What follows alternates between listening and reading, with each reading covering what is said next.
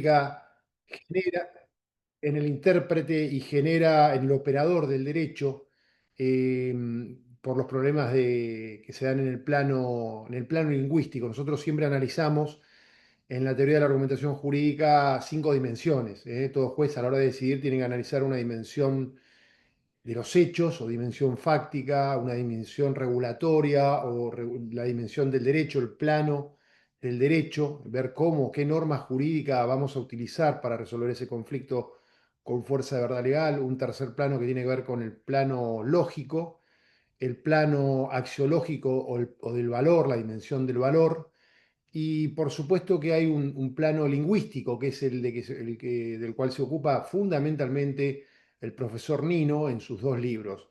Y justamente ese plano del razonamiento judicial se enfrenta con problemas ya que en una concepción legalista decimonónica no teníamos, porque las palabras tenían un solo significado, el rey era mero, perdón, el juez era mero aplicador de la norma jurídica, subsumía el hecho a la norma y resolvía el conflicto. Básicamente, en el plano lingüístico teníamos un concepto muy arraigado que era una palabra, un significado, y de alguna manera las nuevas teorías modernas con la irrupción de los principios, esta posibilidad de que existan lagunas de indeterminación, como les expliqué, que se resuelven con un cuarto nivel, que es el nivel del procedimiento, donde hay un gran aporte de la argumentación jurídica y de la jurisprudencia, de cómo los jueces ven al derecho para resolver en cada caso cuál es el principio que debemos aplicar para resolver el conflicto que sea en el caso.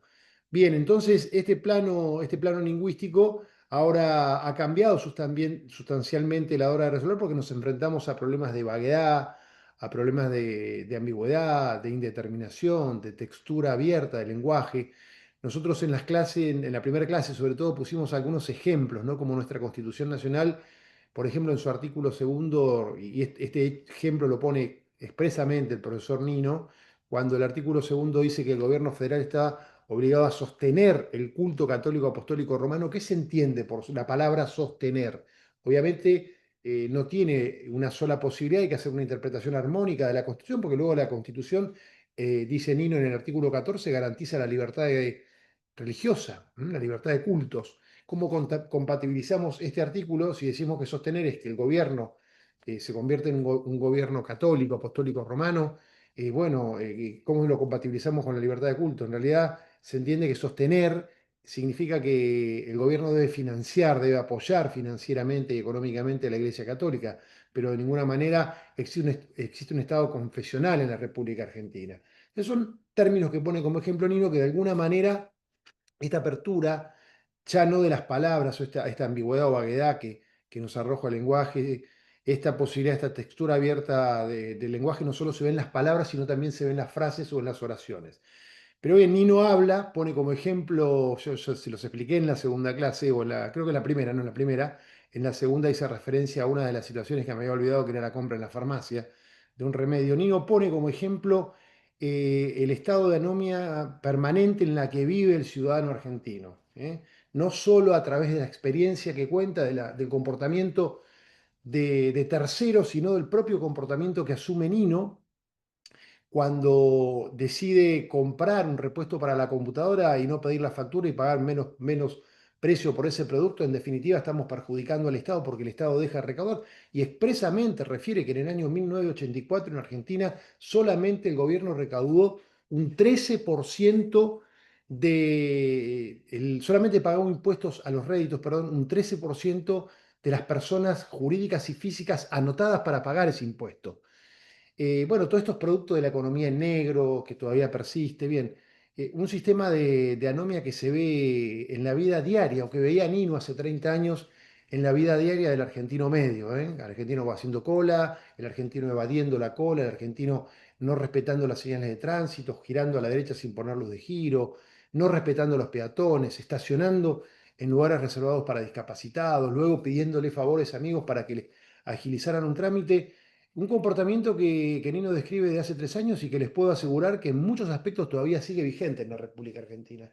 Sobre todo, también situaciones de anomia boba, como describe Nino, que se verifican a través del comportamiento de los poderes del Estado. ¿Se acuerdan que yo le hablé de dos dimensiones del derecho constitucional? Una dimensión tiene que ver con sobre todo en los sistemas presidencialistas que adoptamos los países de Latinoamérica, siguiendo el modelo americano, una dimensión de la libertad donde están consagrados en los textos constitucionales derechos, garantías. Ahora hay deberes también en algunas constituciones, pero derechos, garantías y declaraciones que favorecen al ser humano y que básicamente le permiten al ser humano hacer todo aquello que no está prohibido. El principio de legalidad que está plasmado en el artículo 19 del texto de la Constitución Argentina, en virtud del cual ningún habitante de la nación será obligado a hacer lo que la ley no manda ni privado de lo que ella no prohíbe. Esa es la principal característica del derecho constitucional de la libertad. Y a veces en ese ámbito el ser humano también incumple las normas jurídicas. Luego tenemos el derecho constitucional del poder, donde la fórmula se invierte. En el derecho constitucional de la libertad podíamos hacer todo lo que no está prohibido. Ahora, en el derecho constitucional del poder, los órganos que integran los departamentos del poder, básicamente en Argentina, poder ejecutivo, poder legislativo, poder judicial, y en la mayoría de los países latinoamericanos hay división tripartita del poder, las constituciones determinan cuáles son las atribuciones de cada uno de esos poderes. Y los poderes del Estado, los poderes constituidos van a estar aquí, en este ámbito, en esta dimensión, van a estar habilitados a hacer lo que la ley expresamente les permite hacer, lo que la ley expresamente los faculta a realizar. Por eso tenemos en la Constitución argentina un artículo 75 donde se plasman las atribuciones del Congreso. Por eso tenemos en la Constitución argentina un artículo 99 donde se plasman las atribuciones del Poder Legislativo. Y en los artículos 116 y 117, cuáles son las competencias originarias y por apelación de nuestra Corte Suprema y el Poder Judicial de la Nación, ¿no? Y los demás tribunales inferiores que integran el Poder Judicial Federal. Bien, entonces tenemos estos dos ámbitos. También hay anomia boba en el derecho constitucional del poder porque el presidente en Argentina o el sistema presidencialista goza de algunos defectos que permiten que se incumpla con la Constitución, que se incumpla con las leyes, que los presidentes no respeten las normas supremas o las normas inferiores que impone el poder constituido. Lo mismo ocurre con el poder legislativo y lo mismo ocurre con los jueces. Jueces que a veces resuelven apartándose del derecho, inaplicando normas sin declarar la inconstitucionalidad de ellas, jueces que no respetan la jurisprudencia vertical y horizontal, a veces su propia jurisprudencia, que cambian de criterios sin explicar razonablemente y fundadamente por qué lo hacen. Entonces, todo eso genera situaciones de anomia en el Poder Judicial también. Y a nivel interjurisdiccional, a nivel sistema interamericano, también tenemos expliqué una situación no de anomia boba, pero sí de anomia que denominé anomia fina, porque de acuerdo a lo que cada una de las cortes en este diálogo interjurisdiccional entre Cortes Supremas y Corte Interamericana de Derechos Humanos, hay cortes que aplican un criterio, cortes que aplican otro criterio respecto a la obligación o a la obligatoriedad que tienen los pronunciamientos de la Corte Interamericana, a veces tomando doctrina sentada por la Corte a través de la res interpretata, la res judicata o la res pactata, tomando estas interpretaciones, los tribunales estaduales, los tribunales supremos nacionales resuelven conflictos una vez en un sentido y otra vez en otro, contradiciendo a veces a la jurisprudencia de la Corte Interamericana, incumpliendo a veces sentencias que dicta este órgano internacional, que no, explicamos, no es una cuarta instancia revisora, no es un tribunal que tenga la capacidad de dejar sin efecto sentencias que dictan los tribunales constitucionales o las Cortes Supremas de los distintos países que integran el sistema interamericano de derechos humanos, como vimos concretamente en el caso de Guatemala, como vimos concretamente en el caso de Colombia con el presidente Preto, el presidente de López Mendoza versus Venezuela del año 2011. Vimos también el caso de Panamá en el matrimonio igualitario, cómo el Tribunal Constitucional de Panamá desconoce un fallo, una doctrina de la Corte Interamericana. Vimos el caso de la última Olmedo Bustos versus Chile, conocido como el caso de la última tentación de Cristo, donde las autoridades constituidas de Chile acatan a rajatabla la sentencia de la Corte Interamericana que impone modificar su texto constitucional y adecuarlo a los estándares que establece la Convención Americana de Derechos Humanos respecto a la censura previa. Vimos algunos ejemplos, el caso de Perú, con la sentencia de la Cantuta o trabajadores cesados del Congreso. Explicamos un poco también esta suerte de desobediencia, no la veo así, del Tribunal de máxima jerarquía y el presidente del Congreso y el presidente también de la República que habían concedido un indulto humanitario a Fujimori por las condenas que había recibido en el año 2009 respecto a los crímenes cometidos en el caso de la Cantuta. La Corte interviene, la Corte Interamericana interviene exigiendo que a través de una sentencia de verificación o a través de una resolución o una cautelar para verificar el cumplimiento de las sentencias dictadas anteriormente, le aclara a las autoridades de Perú que no podían otorgar este tipo de indulto cuando los delitos en los que había incurrido la persona condenada eran de lesa humanidad, ¿no? Que había que seguir investigando y castigando a los responsables de las muertes de las 10 personas que fenecieron y desaparecieron en la Cantuta, en el caso de la Cantuta, se llegar a las últimas consecuencias. Bien, vimos todo eso, vimos todo eso. Ahora bien, es importante tener en cuenta de un repaso, un relanzamiento que se hace de este libro tan importante de Nino, Un país al margen de la ley, un país al margen de la ley. Este libro es relanzado o representado por una discípula de Nino, la doctora Paola Bergalo, Bergalo, quien sostiene sucintamente lo siguiente. Ella dice que la gran mayoría de las anomias que Nino describe en su obra todavía siguen vigentes en la República Argentina. Y la verdad que tiene gran parte de razón tiene, porque a nivel comportamiento, a nivel del derecho constitucional de la libertad, vemos que el argentino medio se sigue comportando no tan deliberadamente, sin compromiso en algunas situaciones, porque bueno, en materia impositiva hemos mejorado mucho, hay una presión tributaria grande y en Argentina ha disminuido muchísimo la evasión tributaria. A nivel de algunas anomalías que él detecta, por ejemplo, del Poder Ejecutivo, este hiperpresidencialismo que abusa de los indultos, abusa de los decretos de necesidad de urgencia, abusa de las intervenciones federales, estas 4 jefaturas que se le dio al presidente para resolver los problemas históricos que tuvimos respecto a las guerras internas que sufrió Argentina durante alrededor de 50 años anteriores a la sanción de la Constitución. Fue necesario resolver esa situación y darle a una persona mucho poder. Bueno, ese poder Nino dice que la persona a la que se le confirió al presidente se abusó en muchos casos y puso ejemplos concretos. ¿Cuál es? Ya vamos a ver las propuestas, ¿no? que propone Nino para resolver los problemas. Muchas de estas cuestiones han sido resueltas a través de alguna propuesta que se ha generado, que en algunos casos dio un resultado y en otros no. Pero bueno, también este tipo de anomias que se verificaban, como dijimos, en el ámbito de los poderes legislativos, judiciales, de las autonomías estaduales, en el caso de los gobiernos de provincia, también se ven en otros países. Uno prende la televisión, ayer estaba viendo un programa y en la República de Ecuador hay manifestaciones apedreadas contra la caravana del presidente Noboa, creo, ¿no? Justamente por un grupo minoritario que resultó que apoyó la candidatura de Noboa y le permitió llegar a la victoria por creo que 5 puntos fueron los que aportaron estas comunidades de pueblos originarios, a los cuales no se les han cumplido las promesas de campaña y protestan. Y a veces en la protesta se generan ciertos desbordes que de alguna manera directa o indirectamente implican el desconocimiento o el incumplimiento de alguna norma jurídica. Y se ven estos hechos de violencia o del Estado, que también reprime a estos grupos minoritarios que reclaman por sus derechos, reclaman por sus legítimas,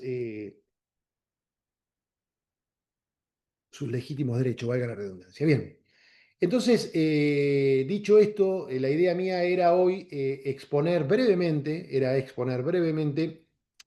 cuáles son las propuestas que Nino brinda o que hace para resolver los problemas de Economía Boba que él describe tan categóricamente y de manera tan magistral y puntillosa en la República Argentina. Una de las primeras reformas que Nino sugiere son las reformas institucionales y jurídicas, que pueden ser aplicables no solo a Argentina, sino a muchos países del mundo. ¿Se acuerdan que nosotros habíamos estado viendo también en la primera clase la diferencia de los sistemas presidencialistas y de los sistemas parlamentarios, ¿no? Un sistema es mucho más dinámico, más flexible, se ajusta más a las posibilidades de resolver este divorcio que a veces se da entre la autoridad constituida y el sentir popular, ¿no? Los sistemas presidencialistas elegimos cada 4 o 5 años, como en Panamá, a veces 6, como antes era en Argentina, un presidente, y ese presidente dura el periodo de tiempo que establece la Constitución, y si hay divorcio entre la confianza de la gente o se rompe ese apoyo popular que tuvo el presidente para llegar al gobierno, hay que esperar igual 4 años. ¿Eh? Y tenemos los desbordes que vemos que se han producido recientemente en el caso de Ecuador y otros tantos países de América Latina, en los sistemas parlamentarios, cuando se produce ese divorcio entre la investidura presidencial o el de jefe de gobierno, en el caso de los primeros ministros elegidos por los parlamentos, ese divorcio entre la voluntad popular y la persona que está ejerciendo el poder constituido, el gobierno de un país, se rompe, se conforma un nuevo, se llama nuevas elecciones, se disuelve el parlamento, se llama nuevas elecciones y el parlamento elegido elige un nuevo presidente. O sea, no es necesario esperar 4 años, 5 años como en los sistemas presidencialistas. Entonces, Nino, la primera propuesta que hace es combatir al hiperpresidencialismo en Argentina. Y una de las maneras, de las fórmulas que él propone para combatir este hiperpresidencialismo es atenuar el poder que tienen los presidentes en los sistemas presidencialistas. Eso lo vimos en Argentina, ya él había muerto, él muere en 1993, a los 50 años de edad, en La Paz.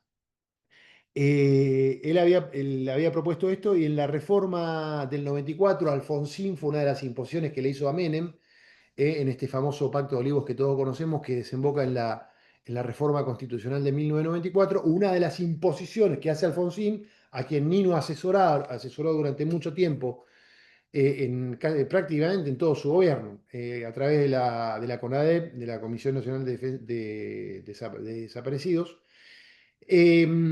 fue la morigeración, la atenuación del poder del presidente a través de la creación de la figura de un jefe de gabinete de ministros.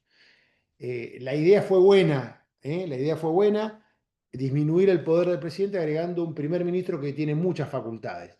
Ahora, en los hechos, esta idea que se plasmó en la reforma constitucional del 94, que Argentina tiene un jefe de ministros, o ministro coordinador, en realidad, al tener dependencia directa del presidente, el presidente lo puede designar y lo puede remover cuando quiere, sin expresión de motivos, o lo puede hacer el Congreso también a través de un voto de censura. Esta situación, esta circunstancia hace que sea una figura decorativa, prácticamente hace lo que el presidente le ordena. Si el presidente dicta un decreto de necesidad de urgencia, la Constitución exige que lo firme todo el gabinete, incluido el jefe de ministros o ministro coordinador, y si no lo hace, lo echan. Así que no hay ninguna atenuación del sistema presidencialista. Pero Nino lo plantea, y me parece también interesante. También plantea la descentralización del Estado, el principio de descentralización. Por ejemplo, si tenemos en Tierra del Fuego, aplicamos en la Constitución de la provincia de Tierra del Fuego, tenemos este principio de descentralización, y ciertos organismos públicos no están en la capital del país, en la capital de la provincia de Tierra del Fuego, Antártida, Islas del Atlántico Sur. Están en los lugares donde se desarrolla la actividad económica. Por ejemplo, el petróleo en nuestra provincia está en la zona norte, y la Dirección Provincial de Hidrocarburos está en la zona norte. Lo mismo con la mayoría de las rutas están en la zona norte de la Isla Grande.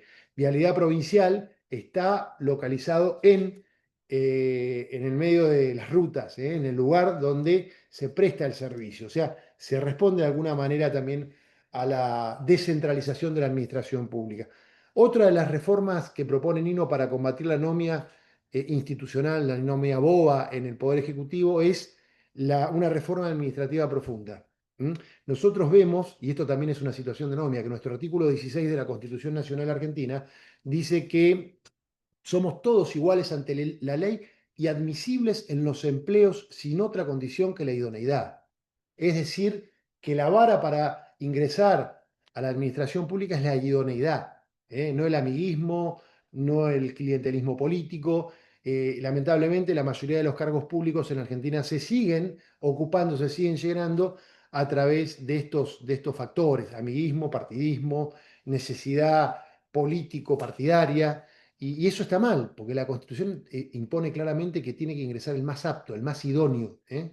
Y eso lamentablemente se podría lograr a través de la imposición de una reforma administrativa que imponga una carrera administrativa donde estos valores sean esenciales, un examen de idoneidad, analizando de acuerdo al perfil que se traza para ocupar un cargo público determinado, hacer un análisis concienzudo de las idoneidades requeridas para ocupar ese cargo. Yo le hablé de las idoneidades para elegir a los jueces, ¿no? ¿Cuáles son las 5 idoneidades? La idoneidad técnico-científica, cuánto conoce el candidato a juez de derecho, la idoneidad psicofísica, es si el juez está apto psicológica y físicamente, o el candidato a juez está apto física y psicológicamente para ocupar un cargo de esa envergadura, la idoneidad ética, el juez no solo tiene que ser, sino que tiene que parecer también. Me decía un profesor de ética y de filosofía del derecho que tuve en el doctorado y que tuve también en la maestría en Derecho y Magistratura Judicial, que un juez no puede tener un Mercedes-Benz. No puede porque no está bien visto que un juez tenga un Mercedes-Benz. Son cuestiones que ponen la ética media de un país. Bueno, estas cuestiones hay que tenerlas en cuenta.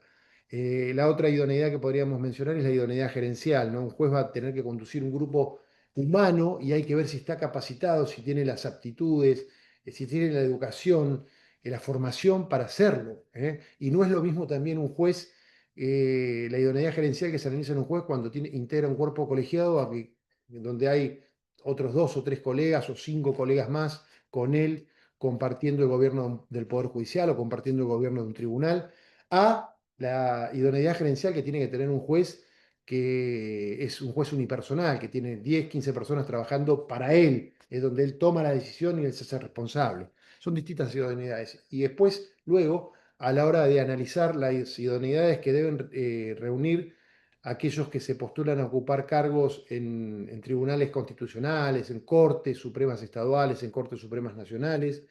Hay que tener en cuenta una quinta idoneidad de la que hablan Alfonso Santiago o Stanga, que es la idoneidad, la visión institucional o la idoneidad política. Hay decisiones, hay sentencias que tienen que el juez a la hora de resolver tiene que reparar en las consecuencias que generan esas sentencias y a veces las decisiones que tienen que tomar para no generar consecuencias perniciosas para la sociedad no están muy ajustadas a derecho, ¿no?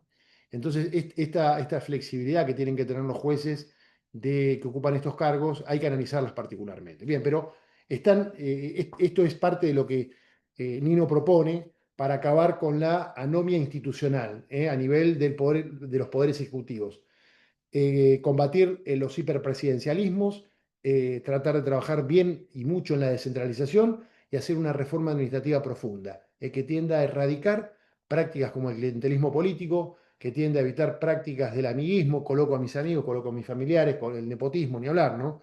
Hay que organizar, hay que dictar una ley o una norma jurídica que regule expresamente cómo debe ser el proceso de selección, de incorporación de empleados públicos a la Administración Pública Central u organismos descentralizados donde se tenga en cuenta, vuelvo a insistir, la idoneidad, que es el parámetro, el estándar que fija la Constitución argentina y otras tantas constituciones en el resto de Latinoamérica.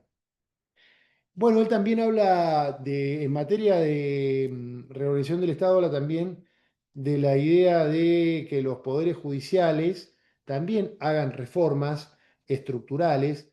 De hecho, después de Nino, en Argentina, el proceso de designación de jueces a nivel federal era un proceso eminentemente político partidario, porque a los jueces los elegía el presidente, podía elegir a cualquier persona que tuviese el título de abogado, con acuerdo del Senado. Era una decisión eminentemente política, donde estas idoneidades que les describí no existían. A partir de la reforma de 1994, podría ser también en parte por influencia del propio Nino, que había asesorado, como les dije, mucho al presidente Alfonsín, y Alfonsín negocia con Menem cuál iba a ser el contenido de la reforma, aparece la incorporación del Consejo de la Magistratura para designar, salvo a los miembros de la Corte Suprema, al resto de los jueces inferiores se los elige a través de un nuevo proceso, donde la selección básicamente de una terna la hace el Consejo de la Magistratura. Hay que rendir examen, hay que tener una entrevista, hay que presentar los antecedentes, todos esos parámetros se evalúan y se establece un puntaje, un orden de mérito, el Consejo de la Magistratura por lo general selecciona a los tres primeros y envía una terna al Poder Ejecutivo para que el presidente de esos tres candidatos jueces elija uno. Lo envía al Senado para que el presidente de acuerdo. O sea, hay todo un mecanismo de mejora que tiende a priorizar la idoneidad del candidato a juez para desarrollar el cargo al amiguismo, al clientelismo político, como era antes, ¿no? Este aspecto ha sido de alguna manera resuelto. También Nino propone quizá también por su influencia oxfordiana. Él se gradúa de doctor en Derecho en la Universidad de Oxford, como les dije, fue discípulo de John Finnis, quien tuvo la suerte o quien dirigió su tesis doctoral. Él toma un instituto propio del derecho anglosajón, que es el juicio por jurados. Nuestra Constitución argentina impone, establece en el artículo, creo que 24, el gobierno federal fomentará la reforma de la legislación actual en todos sus ramos y el establecimiento de juicios por jurados. Esta es una orden, una manda constitucional que el constituyente de 1853-1860 plasmó en la Constitución y dijo que el Congreso debía dictar esta norma. Todavía no ha dictado el Congreso una norma que establezca el juicio por jurados en la República Argentina. Es una materia pendiente y realmente es un proceso de democratización. Yo lo vi hace poco en Cambridge, estuve en una instancia de investigación 4 días y luego estuvimos en Londres presenciando cómo funcionan los juicios por jurados en Londres en materia penal. 2 homicidios, nos tocó presenciar 2 juicios de homicidio, la verdad que muy ágiles, muy dinámicos, y el pueblo resuelve. Si la persona acusada, los fiscales, hay un sistema acusatorio adversarial puro, prácticamente, donde hay una acusación fiscal, una defensa que actúa representando a la víctima, y el juez lo único que hace es dirigir el debate. El que resuelve sobre la culpabilidad o inocencia de la persona sometida a juicio es el pueblo, a través del juicio por jurado. De jurado, integrado en este caso por 12 miembros, y luego el juez aplica la pena. Pero es interesante, es una forma de democratizar, de devolverle al pueblo la posibilidad de juzgar a sus pares, a los otros habitantes de la nación. Es una materia pendiente que tenemos en Argentina. Algunas provincias han dictado normas, como la provincia de Buenos Aires, la provincia de Neuquén, la provincia de Mendoza. Han dictado normas que han impuesto el juicio por jurados, donde están funcionando bien. La provincia de Córdoba fue una de las primeras que establece un sistema escabinado, de juicio por jurado escabinado, donde hay mezcla de juicio de tribunal popular con abogados. Bueno, estas son las propuestas de Ninos para la mejora del Poder Judicial. También propone una profunda reforma penal y una profunda reforma del derecho civil, donde en el ámbito civil Nino resalta la importancia de prevenir el daño, sobre todo en materia ambiental. Esta función la vemos en Argentina. Existe una ley que reglamenta el artículo 41 de la Constitución Nacional, que protege el ambiente, no medio ambiente. Es muy común escuchar a muchos juristas referirse al ambiente como medio ambiente. Tengan en cuenta que decir medio ambiente es un pleonasmo. Significa lo mismo que decir subo arriba, bajo abajo, salgo afuera. En la Convención de Estocolmo de 1972, una traductora que estaba traduciendo un texto del sueco al inglés puso como sinónimo de ambiente medio o ambiente. Y la persona que pasó en limpio esa traducción utilizó la palabra ambiente por medio ambiente. Ahí se generó la confusión y muchos textos constitucionales arrastran este defecto lingüístico. Es un pleonasmo, vuelvo a insistir. eh, Arrastra este error lingüístico. La propia Constitución de Tierra del Fuego habla de medio ambiente. No, hay que hablar de ambiente. Entonces, Argentina tiene una ley de protección del ambiente, donde coloca al juez en los amparos ambientales no ya como tercero imparcial que debe resolver un conflicto, sino con facultades para ordenar medidas tendientes a preservar, a proteger el medio ambiente, el ambiente, mientras se sustancia el proceso judicial. Bien, entonces hay avances.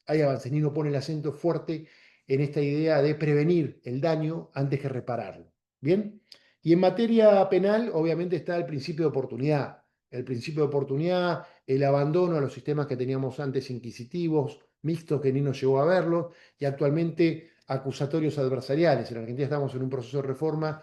Ya prácticamente hay una sola provincia, que es la mía, que no tiene sistema acusatorio adversarial. El resto de las provincias han adoptado este sistema, que me parece muy democrático, donde el fiscal utiliza este principio de oportunidad, ya que Nino sugiere, como reforma tendiente a resolver los problemas de anomia dentro del Poder Judicial. Eh, Esto en cuanto a las reformas institucionales y jurídicas.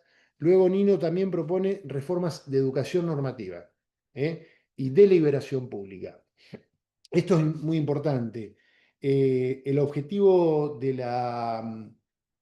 la educación normativa no solo implica que la sociedad, que la gente, que el pueblo conozca los textos constitucionales y las normas generales que rigen el comportamiento nuestro en sociedad, sino que las pongan en práctica, que las asimilen conscientemente y las pongan en práctica y cada vez tengamos mayores compromisos con el respeto a la Constitución.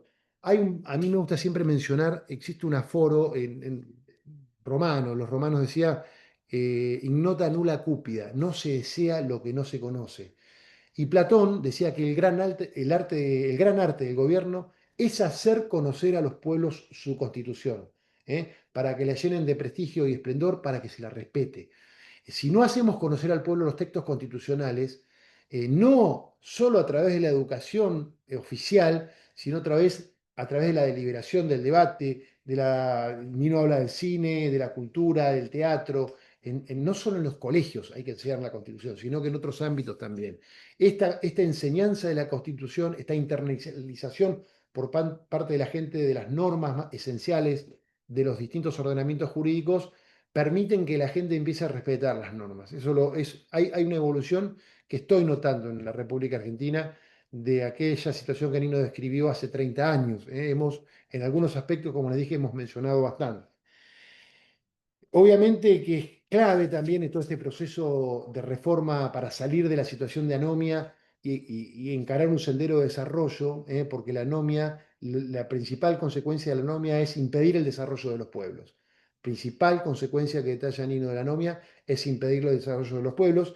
Y justamente una de las técnicas que propone Carlos Santiago Nino para superar estos problemas de anomia es la deliberación, el debate público, el intercambio de ideas para generar conciencia de cooperación. Todos debemos cooperar cuando coexistimos en sociedad y obramos dentro y nos comportamos dentro del ámbito donde coexisten los seres humanos.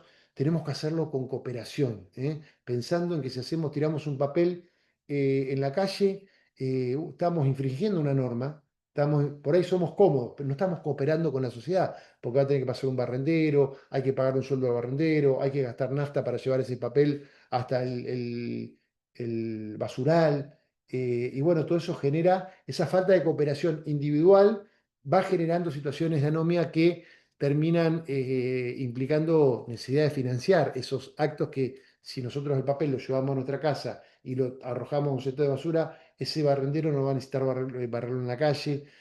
Así pone miles de ejemplos, Nino, pero me parece que es importante lograr este debate, este intercambio de ideas para generar una conciencia de cooperación social. Bien, me parece que con esto damos entonces por concluida las enseñanzas de Nino, que tan bien describe el fenómeno, no solo lo describe de manera brillante en cada uno de los aspectos, derecho constitucional de la libertad, con el ejemplo de comportamiento del ser humano, derecho constitucional del poder, con las situaciones de anomia que se dan en cada uno de los poderes, porque obviamente él toca sensiblemente el caso argentino. Yo he agregado algunas anomias finas diversas interpretaciones que hacen las Cortes Nacionales respecto a su relación que tienen con la Corte Interamericana. Algunos países llegan a una solución distinta a la que llegan otros. Esto genera situaciones de anomia también, de descreimiento, de desconfianza en el sistema. De hecho, yo les dije que la Corte Interamericana, desde que se puso en vigencia hasta el año 2019, dictó, de todas las sentencias que dictó, solamente se cumplieron el 8,03%. Esto habla de que hay un problema en el sistema que tenemos que revisar, tenemos que atender, hay falta de financiamiento. La OEA solo se encarga de financiar el 50% del funcionamiento de la Corte Interamericana de Derechos Humanos, el resto son donaciones, contribuciones. Los jueces son elegidos tienen irresponsabilidad, no rinden cuenta, no hay no existe la posibilidad de destituirlos como el resto de las cortes estatales o nacionales. Los mecanismos de selección están bastante alejados de la voluntad popular. Ya los jueces que integramos los distintos poderes judiciales en América Latina se los elige de manera indirecta, salvo en México ahora, en el caso mexicano, ahora recientemente, donde, por ejemplo, para designar a los jueces de la Corte, solamente votó el 13% de la ciudadanía. Y los jueces que tuvieron la mayor cantidad de votos obtuvieron un 3,45% de apoyo. Bueno, ¿qué legitimidad tiene, popular tiene ese juez que fue elegido a través del voto popular? 3,45%. ¿Les parece que hay legitimidad? ¿Eh? Bien, entonces Manino no solo plantea, describe los fenómenos en el derecho constitucional de la libertad, en el derecho constitucional del poder a través de los tres poderes, yo agregué el sistema interamericano, sino que nos brinda una solución concreta para resolver los problemas de anomia y que los diversos países que integramos el sistema interamericano o que somos parte del hemisferio del continente americano, salgamos de esta situación que padecemos, que atenta básicamente contra el desarrollo de los pueblos, contra la calidad de vida de los ciudadanos latinoamericanos. Así que muchas gracias ODR nuevamente, muchas gracias a todos por la paciencia. Si hay alguna pregunta, no tengo ningún problema en responderla.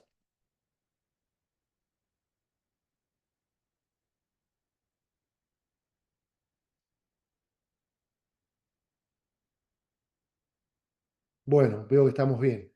No sé si acá en el chat, gracias, bueno, América Hernández, Fátima Paz, eh, pasa lo mismo en Ecuador, exactamente estaba viendo con preocupación, ¿no? Lo que estaba ocurriendo con esta represión, estas protestas de algunos grupos de pueblos originarios, legítimamente ejercen su derecho a la protesta social y se los está reprimiendo de manera un poco clara. Así que bueno, si no hay ninguna pregunta, entonces damos por concluido este módulo de anomia, que solamente me queda agregar un aplauso para Carlos Santiago Nino por todo lo que nos ha dejado como maestro, las enseñanzas las clases que nos ha dado realmente. Ustedes no se imaginan la humildad que considero que es uno de los filósofos del derecho más grandes que ha tenido la República Argentina. Así que nuestro aplauso para Nick. Estamos en contacto, les dejo entonces tienen mi mail, si necesitan que les mande más material, ahí les voy a compartir, como les dije, un trabajo que hice en el año 2008 en la Universidad de Salamanca sobre el sistema de reglas, sistema de principios, aplicación de los principios en el modelo alexiano de tres niveles, que les va a servir un poco de complemento a todo aquello que el maestro Nino nos ha enseñado a lo largo de su vida. Nos vemos.